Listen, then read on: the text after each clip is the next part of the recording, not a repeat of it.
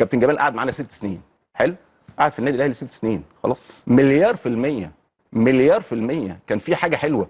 سيبك ان انت ممكن تكون زعلت من شخص واثنين وثلاثه، مفيش مشكله، لكن انت بتتكلم على الاهلي. يعني الاهلي في ال6 سنين مليار في المية انت عارف ان هو عنده حاجه حلوه. بس اتفضل. طيب، اولا اخر كلمتين قلتهم على جمهور الزمالك هو ده الصح.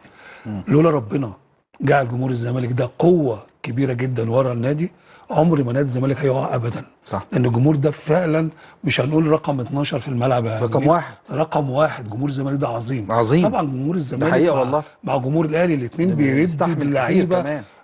باور جامد جدا جدا. بس جمهور الزمالك يعني زي ما بتقول كده بكل قوته عارف ان الفرقه فيها مشاكل، رغم ذلك بيروح وبيساند وبيبقى عايز الفرقه تكسب باي طريقه، لان عارف المشاكل موجوده فبيزق اللعيبه صح. عشان كده فعلا الكلمتين الاخر اشكرك عليهم يعني يا ابو السيد. لا طبعا. انما والله يا ابو السيد، احنا خدنا 5 افريقيا قبل كده، وكانت افريقيا بالنسبه لنا رايح جاي، الجيل بتاعنا يعني رايح جاي مش فارقه معانا.